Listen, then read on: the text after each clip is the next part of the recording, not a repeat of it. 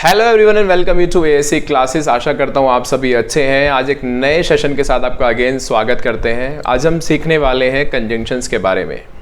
काफ़ी महत्वपूर्ण चैप्टर है, काफ़ी इंपॉर्टेंट चैप्टर है। एग्जाम्स में अच्छे क्वेश्चंस बनते हैं। और मेरे एक व्यूअर है, उसने कहा भी था कि सर कंजंक्शंस की क्लास दीजिए प्लीज़, तो उसके लिए भी है और आप सभी के लिए भी है। चलिए खैर, कंजंक्शंस जैसा कि आप जानते हैं हिंदी में इन्हें बोलते हैं संयोजक। ठीक है, देखिए सबसे पहले फर्स्ट ऑफ ऑल डेफिनेशन जान लेते हैं। लिखा है a word that is use for joining other words, अन्य शब्दों को जोड़ता है। फ्रेजेस, अन्य वाक्यांश यानी ग्रुप ऑफ वर्ड्स को जोड़ता है। क्लॉजेज यानी सब्जेक्ट और प्रेडिकेट मिला के जो क्लॉज बनता है यानी उपवाक्य, उनको जोड़ता है। और वाक्य को जोड़ता है, सेंटेंसेस को जोड़ता है।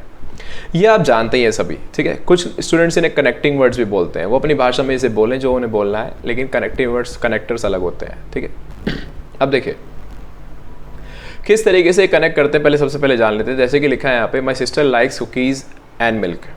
ठीक है, अब कंजंक्शन का यूज़ हम क्यों करते हैं लैंग्वेज में? सेंटेंस को कॉम्प्लेक्स बनाने के लिए, अपनी जो बात हम कहना चाहते हैं उसको पर्टिकुलर वे में एक्सप्रेस करने के लिए। मान लीजिए हम किसी चीज़ को जोड़ना चाहते हैं, एडिशन दिखाना चाहते हैं, तो हम यूज़ करते हैं एंड का। तो यहाँ पे क्या हो रखा है, ये जो एंड है ये एडिशन को रेफर कर रहा है। किसको रेफर कर रहा है? एडिशन को। और ये इन दो वर्ड्स को कनेक्ट कर रहा है, कुकीज़ और मिल्क को। तो एडिशन दिखा रहा है। ये एडिशन का रेफरेंस देने के लिए एक कंजंक्शन होती है क्यूमुलेटिव कंजंक्शन, जिसे हम कहते हैं एंड। ये मैथ में जैसे प्लस होता है ना, ऐसे होता है ये। ठीक है, so my sister likes cookies and milk. ठीक है, कुकीज़ और मिल्क। आगे चाहिए, आगे लिखा है the gold is hidden at the beach और बाय द लेक साइड। या तो गोल्ड कहाँ पे छुपा हुआ है, या तो बीच पर है या फिर लेक के साइड में। ठीक है, बाय द लेक साइड यानी किनारे। ठीक है, अब यहाँ पे देख पा रहे हैं कि दो फ्रेज है। एट द बीच एक फ्रेज है, ग्रुप ऑफ वर्ड्स, एक है बाय द लेक साइड। यहाँ पे फ्रेजेस कनेक्ट हो रहे हैं। यहाँ पे क्या है, ये हमारे फ्रेजेस है। ये भी हमारा एक फ्रेज है और ये भी हमारा क्या है, एक फ्रेज है। तो यहाँ पे फ्रेजेस हैं। ठीक है, मतलब ये एक फ्रेज है हमारा, ये भी एक फ्रेज है। और इस तरीके से एक फ्रेज हो गया कनेक्टेड किससे? और से। ये जो और कंजंक्शन है क्या रेफर कर रही है? ये रेफर कर रही है यहाँ पे चॉइस को, अल्टरनेटिव को, अल्टरनेटिव को। तो ये अल्टरनेटिव कंजंक्शन हो गई, हमारी चॉइस को रेफर कर रही है। तो जब आपको अल्टरनेटिव दिखाना तो और क्या यूज करते हैं आप? क्लियर? आगे चाहिए, आगे लिखा इट वॉज स्टिल पेनफुल, अभी भी वो बहुत ज़्यादा पेनफुल था। So I went to see a doctor, तो मैं डॉक्टर से मिलने चला गया। अब ये अगर पेनफुल थी कोई चीज़ तो उसका रिजल्ट क्या आया? अगर आपको दर्द हुआ तो आप डॉक्टर के पास गए, तो परिणाम क्या आया आपके दर्द होने का? आप डॉक्टर के पास गए। तो ये जो सो है ना यहाँ पे एक्चुअल में ये दिखा रहा है रिजल्ट उस एक्शन का। ये उसका रिजल्ट है और वो उसका कॉज है। ये इसका क्या है? कॉज है। और ये उसका रिजल्ट यानी इफेक्ट है। ठीक है, तो ये सो जो है ना रिजल्ट को रेफर करता है। इसी तरीके से अलग अलग टाइप की कंजंक्शन अलग अलग एक्सप्रेशंस को एक्सप्रेस करती हैं। ये तो हो गया इंट्रोडक्शन। आगे बढ़ते हैं अब देखिए आगे है types of conjunctions. Types of conjunctions पे बात कर लेते हैं। टाइप्स ऑफ कंजंक्शंस की अगर बात करें तो सबसे पहली कंजंक्शन का टाइप होता है हमारा कोऑर्डिनेटिंग कंजंक्शन। ठीक है, लिखा are use to join two parts of a sentence that are grammatically equal. वो ग्रामेटिकली इक्वल होने चाहिए। जैसे नाउन से नाउन, एडजेक्टिव से एडजेक्टिव, क्लॉज से क्लॉज, फ्रेज से फ्रेज, जिरंड से जिरंड, इन्फिनेटिव से इन्फिनेटिव, जो हमारे ग्रामेटिकल एलिमेंट्स होते हैं उनकी बात चल रही है। ठीक है, वैसे तो हमारी टाइप दो ही होते हैं, एक तो कोऑर्डिनेटिंग और एक सबऑर्डिनेटिंग। सबऑर्डिनेटिंग कंजंक्शंस का यूज हम करते हैं are use to join clauses और sentences to a main clause. ये क्लॉज और सेंटेंस को जोड़ते हैं केवल, और ये वर्ड्स को, फ्रेजेस को, क्लॉजेस को, सेंटेंस को, सबको जोड़ती हैं कोऑर्डिनेटिंग कंजंक्शंस। ठीक है, ये वर्ड्स को भी जोड़ती हैं, फ्रेज को भी, क्लॉजेस को भी और सेंटेंसेस को भी। ये आपको ध्यान रखना है, ये केवल क्लॉजेस और सेंटेंस को जोड़ती हैं। तो मैंने क्या बताया था, वैसे तो दो ही हमारे एक टाइप होते हैं, लेकिन एक टाइप और भी है, कोरिलेटिव कंजंक्शन। ये एक्चुअल में कोई वैसा टाइप नहीं है, कोऑर्डिनेटिंग कंजंक्शन का ही सब टाइप है। ये है सब टाइप, तो आप ये बात ध्यान रखिएगा। ये कंजंक्शंस वो कंजंक्शंस होती हैं जो कि पेयर में होती हैं। लिखा है pairs that join words, phrases और क्लॉजेस टुगेदर। ये भी इक्वल रैंक के स्ट्रक्चर्स को कनेक्ट करती हैं, इक्वल, ग्रामेटिकली इक्वल होनी चाहिए वो। ठीक है, ये बात यहाँ पे भी लागू होती है क्योंकि इसके सब टाइप है, तो इसके एट्रीब्यूट्स इसमें भी आएंगे। ठीक है, आगे आ जाइए। ये तो हो गया इंट्रोडक्शन। आगे आ जाइए। सबसे पहले आगे कोऑर्डिनेटिंग कंजंक्शंस। अलग अलग टाइप की कंजंक्शन से ध्यान रखना है आपको। एंड का यूज़ हम करते हैं एडिशन देने के लिए, जैसे कि अभी एक सेंटेंस पे बात की थी हमने। फोर और सो का यूज़ करते हैं रिजल्ट के लिए और रीज़न के लिए। इसमें फोर का यूज़ करते हैं हम रीज़न के लिए और सो का यूज़ करते हैं रिजल्ट के लिए। ये आप ध्यान रखिएगा। बट और येट का यूज़ करते हैं हम कॉन्ट्राडिक्टरी सिचुएशंस के लिए, अनएक्सपेक्टेड सिचुएशंस के लिए। बट का यूज़ यूजुअली हम करते हैं कॉन्ट्राडिक्टरी के लिए, और येट का यूज़ हम करते हैं अनएक्सपेक्टेड सिचुएशंस के लिए ज़्यादा। यानी अगर कोई चीज़ अनएक्सपेक्टेड ज़्यादा है तो आपको येट को प्रेफर करना है, और कॉन्ट्राडिक्टरी ज़्यादा है तो आपको बट को प्रेफरेंस देनी है। बाकी इंटरचेंजेबल है, ठीक है। आगे आ जाइए। फिर लिखा है over and nor. Over and nor दिखाता है क्या, अल्टरनेटिव को। नेगेटिव अल्टरनेटिव देना है तो नोर का यूज़ करें, बाकी चॉइस वगैरह के लिए और का यूज़ करें, ठीक है, इस तरीके से। तो चॉइस और अल्टरनेटिव, क्लियर। आगे आ जाइए। तो ये हो गया हमारा अल्टरनेटिव वगैरह, ठीक है। चलिए, ये था यहाँ पे कोऑर्डिनेटिंग कंजंक्शन का इंट्रोडक्शन। आगे बेहतर पढ़िए, ठीक है। देखिए फिर आगे कोरिलेटिव कंजंक्शन, जो कि पेयर में एग्जिस्ट करती हैं। जैसे कि नॉट ओनली के साथ आपने देखा होगा बट ऑल्सो का पेयर आता है, ना कि केवल ये बल्कि वो। नाइदर के साथ नॉट, ना ये ना वो। आइदर के साथ और, या तो ये या तो वो।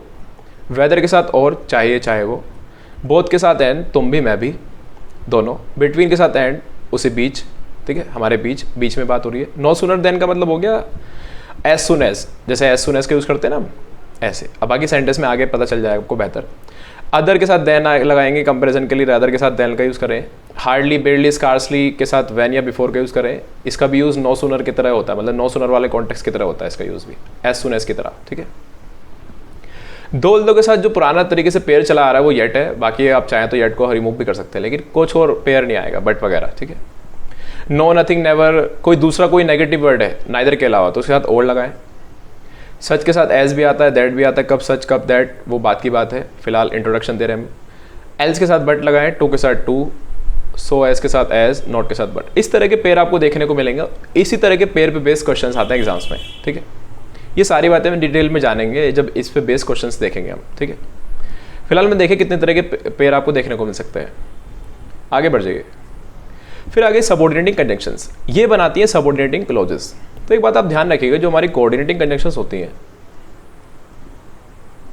जो हमारी कोऑर्डिनेटिंग कंजंक्शंस होती हैं वो बनाती है कोऑर्डिनेट क्लॉजेस। अगर वो क्लॉजेस को कनेक्ट कर रही हैं तो फिर वो क्लॉजेस बनाएंगे कोऑर्डिनेट क्लॉज। उसका नाम क्या होगा, कोऑर्डिनेट क्लॉज। वैसे तो वर्ड्स फ्रेजेस को भी कनेक्ट करती हैं, लेकिन जो सबऑर्डिनेटिंग कंजंक्शंस होती हैं ये केवल क्लॉजेस और सेंटेंस को कनेक्ट करती हैं, ठीक है।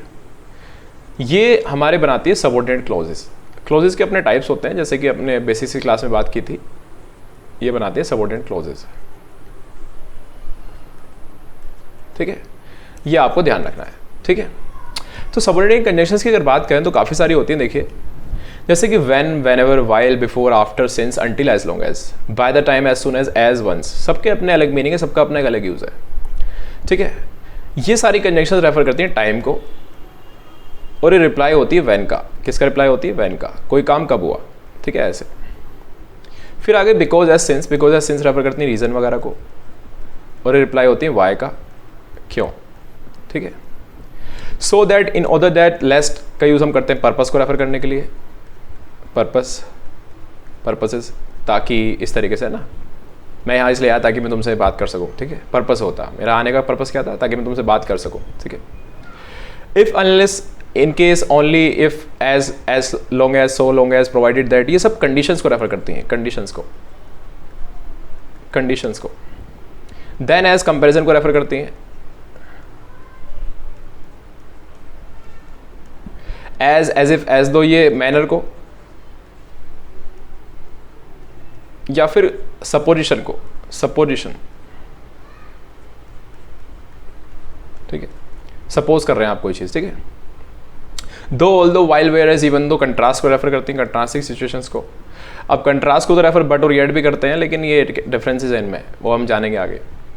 फिर आगे दैट, वेदर, ये क्लॉजेस बनाती हैं। दैट इसमें नाउन क्लॉज बनाती है, एडजेक्टिव क्लॉज भी बनाती है। ये सब क्लॉजेस को एक्सप्रेस करती हैं, ठीक है। रिजल्ट को भी एक्सप्रेस करती हैं, ठीक है। काफ़ी सारे यूजेस हैं इनके। वाई, व्हेन, व्हाट, वेयर, ये सारे WH फैमिली के वर्ड्स हैं जितने भी हमारे, ये भी हमारी कंजंक्शन की तरह काम करते हैं। WH फैमिली के वर्ड्स होते हैं हमारे। तो ये आपको ध्यान रखना है कि ये सारी कंजंक्शंस के टाइप्स हैं हमारे, ठीक है। और ये इनकी जितनी भी कंजंक्शंस मैंने आपको बताई, इनका ध्यान रखना है, ठीक है।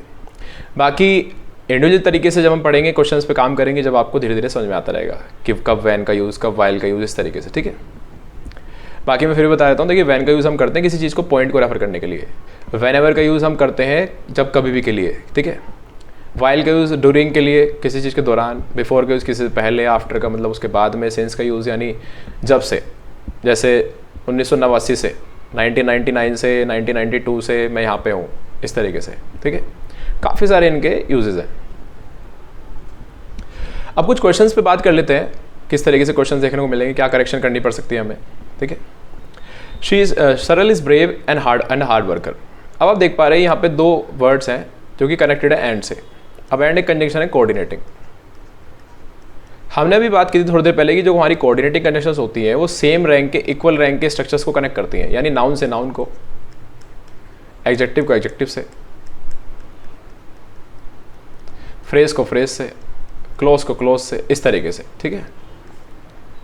अब आप देख पा रहे हैं ब्रेव कोई नाम तो होता नहीं, ये एडजेक्टिव है, ये क्वालिटी है किसी की, तो ये किसको रेफर कर रहा है, सरल को, ठीक है, नाउन को। अब यहाँ पे लिखा हार्ड वर्कर, इसमें वर्कर नाउन है, हार्ड इसका एडजेक्टिव है जो कि इसे मॉडिफाई कर रहा है, और आ यूज़ हुआ किसके लिए, वर्कर के लिए, ठीक है, डिटर्मिनर हो गया। ये पूरा एक नाउन फ्रेज हो गया। तो एक्चुअल में ये नाउन है, हार्ड वर्कर एक नाउन होता है, तो ये तो नाउन हो गया और ये एडजेक्टिव हो गया, तो इक्वल रैंक नहीं हुए। यहाँ पे एडजेक्टिव है एंड से पहले बाद में नाउन लिखा तो गलत हो गया ये। तो हमें इन्हें इक्वल बनाना है। इक्वल बनाने के लिए आपको वर्ड के फॉर्मेशन की जानकारी होनी चाहिए, तो सिंपली यहाँ से हटाइए सब कुछ ये और लिख दीजिए सिंपली यहाँ पे हार्ड वर्किंग, हार्ड वर्किंग। अब हार्ड वर्किंग होता है एडजेक्टिव, हार्ड वर्किंग क्या होता है, एडजेक्टिव होता है। तो यहाँ पे हार्ड वर्किंग जैसे आप लिखेंगे वो सेंटेंस क्या हो जाएगा, करेक्ट हो जाएगा। ये बात आपको ध्यान रखनी है, क्लियर। आगे आ जाइए। लिखा she not only consider her topic but also her audience. अब देखो नॉट ओनली लिखा है, पेयर वाली कनेक्शन आ गई, बट ऑल्सो आ गया। ये भी सेम रैंक के स्ट्रक्चर्स को कनेक्ट करती हैं। अब देखिए सेम रैंक से मतलब यानी कंसीडर हमारी वर्ब हो गई, शी यहाँ पे सब्जेक्ट हो गया, कंसीडर व्हाट, हर टॉपिक, ये इसका ऑब्जेक्ट हो गया। और क्या कंसीडर करता है वो, मतलब क्या कंसीडर करती है, हर ऑडियंस, यानी ना कि केवल वो अपने टॉपिक को कंसीडर करती है, मानती है, समझती है, अपनी ऑडियंस को भी कंसीडर करती है। ऐसा नहीं खाली टॉपिक जो उसने तैयार किया, अपनी ऑडियंस का भी ध्यान रखती है। तो यहाँ पे दो ऑब्जेक्ट है, एक वर्ब है, एक सब्जेक्ट है, तो कनेक्ट क्या हो पाएगा, दो ऑब्जेक्ट कनेक्ट हो पाएंगे। अब बट ऑल्सो के बाद आ रहा है ऑब्जेक्ट, लेकिन नॉट ओनली के बाद क्या आ रहा है, कंसीडर वर्ब, तो ये गलत हो गया। या तो बट ऑल्सो के बाद भी आप वर्ब लिखें यहाँ पे, तो ये सही हो जाएगा, इधर भी वर्ब, इधर भी ऑब्जेक्ट, इधर भी वर्ब, इधर भी ऑब्जेक्ट। लेकिन एक्चुअल में जो ये ऑब्जेक्ट बना हुआ हर ऑडियंस, ये किसका है, कंसीडर का। अब कंसीडर ही वहाँ पे दोबारा लिखेंगे तो ये लॉजिकल नहीं होगा यहाँ पे, ठीक है। कंसीडर एक बार लिख चुके हैं और उसके दो ऑब्जेक्ट हैं, ठीक है। तो कुछ मत करिए, इन दोनों ऑब्जेक्ट को कनेक्ट कर दीजिए। सिंपली आपको प्लेसमेंट चेंज करना है। नॉट ओनली को उठाइए यहाँ से और कहाँ लग दीजिए, नॉट ओनली को उठाइए यहाँ से और लग दीजिए यहाँ, इधर, या कंसीडर के बाद आफ्टर कंसीडर। तो यहाँ पे नॉट ओनली को हटाइए, लिख दीजिए यहाँ पे नॉट ओनली। एक minute, just a second, not only, ठीक है। तो ये हो गया, she consider not only her topic but also her audience. तो ये सेंटेंस सही हो गया, क्लियर। इस तरह के क्वेश्चन देखने को मिलेंगे। आगे जी, she has no other relatives but one sister. कई बार आपको इस तरह के क्वेश्चन देखने को मिलेंगे कि एक पेयर होता है, नो अदर के साथ क्या बताया था मैंने, देन, तो लीजिए ये सही हो गया, ठीक है। फिर लिखा people buy insurance dash something unexpected happens, ठीक है। अब यहाँ पे आपको यूज़ करना है तो इफ़ का या फिर इनकेस का। अब हमें अगर जानकारी है इफ़ के बारे में और इनकेस के बारे में, तभी तो यूज़ कर पाएंगे ना। तो आपको बताना चाहूँगा इफ़ का यूज़ हम यूजली करते हैं इस तरह की सिचुएशंस में, जब कोई काम पहले हो और उसका रिजल्ट बाद में आए, यानी पहले कंडीशन हो बाद में उसका रिजल्ट आए। इफ़ कंडीशन को रेफर करता है। इन केस को यूज़ हम करते हैं किसी काम के होने से पहले प्रिकॉशन ले लेते हैं कि कोई काम अगर होगा तो इन केस हम बच सकें उससे, ठीक है। जैसे कि मान लीजिए मैंने कहा भाई छाता ले जाओ, कहीं बारिश ना हो जाए, ठीक है, बारिश से बचने के लिए छाता ले जाओ। मैंने कहा take the umbrella in case it rains, take the umbrella in case it rains. तो यानी बारिश होने से पहले ही हम कोई एक्शन ले रहे हैं, तब तो आप यूज़ करेंगे इन केस का। किसी काम के होने से पहले कोई आप एक्शन ले रहे हैं तो आप इन केस का यूज़ करेंगे। किसी काम के होने से पहले ही अगर आप क्या कर रहे हैं कोई कंडीशन है और उसका रिजल्ट बाद में आएगा तो आप इफ़ का यूज़ करेंगे। जैसे कि देखिए ये यहाँ पे समथिंग अनएक्सपेक्टेड हैपन्स जो लिखा है यहाँ पे, ये हमारी सबऑर्डिनेट क्लॉज है, क्योंकि यहाँ पे सबऑर्डिनेटिंग कंडीशंस है और ये मेन क्लॉज है, ठीक है। अब अगर देखिए अगर लोग इंश्योरेंस पहले खरीदते हैं, ठीक है, तो इसका मतलब क्या हो जाएगा, people buy insurance if something unexpected happens, ठीक है। तो इसका मतलब हो जाएगा कि पहले अनएक्सपेक्टेड हैपन्स होगा, फिर बाद में लोग क्या खरीदेंगे, इंश्योरेंस खरीदेंगे। या फिर हम ये माने कि पहले लोग इंश्योरेंस खरीदेंगे, बाद में घटना घटेगी। तो आपको सबको पता है कि अनएक्सपेक्टेड होने से बचने के लिए ही लोग क्या करते हैं, इंश्योरेंस खरीदते हैं। तो ये प्रिकॉशन हो गया हमारा, इंश्योरेंस खरीदना क्या हो गया, प्रिकॉशन हो गया।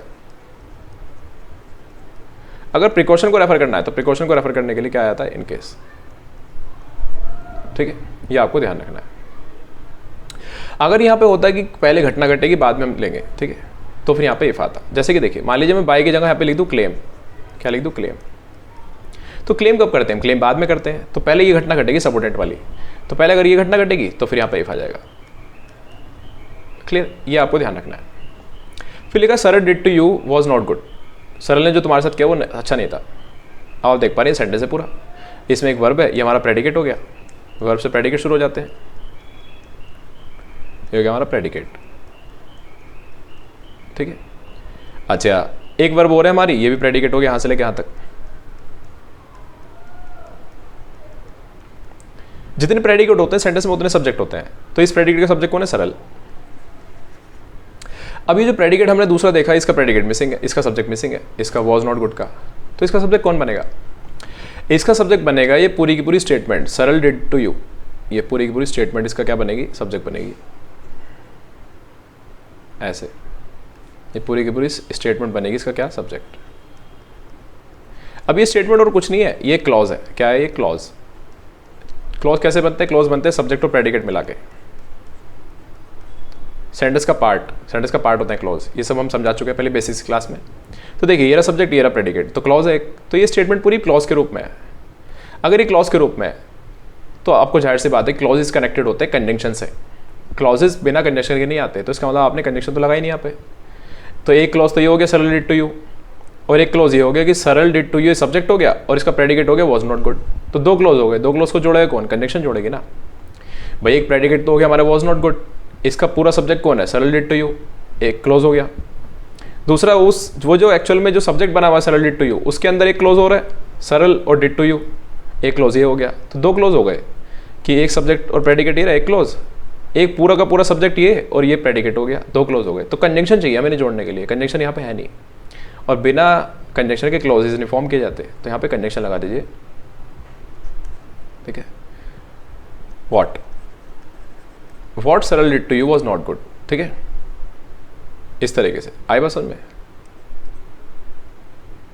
अब अभी आपको समझ नहीं आया वो सेंटेंस, मैं आपको थोड़ा सा और क्लियर कर देता हूँ इसको। देखो मैं इसको ऐसे लिखता हूँ, हम इस पूरे सब्जेक्ट पार्ट को क्या करते हैं, ये पूरा सब्जेक्ट पार्ट हो गया, इस पूरे सब्जेक्ट पार्ट को हम क्या करते हैं, इस इट से रिप्लेस कर लेते हैं, क्योंकि इट एक इंट्रोडक्टरी सब्जेक्ट होता है, उसको हम क्लॉजेस मतलब उसके माध्यम से हम क्लॉजेस को रिप्लेस कर सकते हैं। देखिए मैं लिखता हूँ यहाँ पर, इट वॉज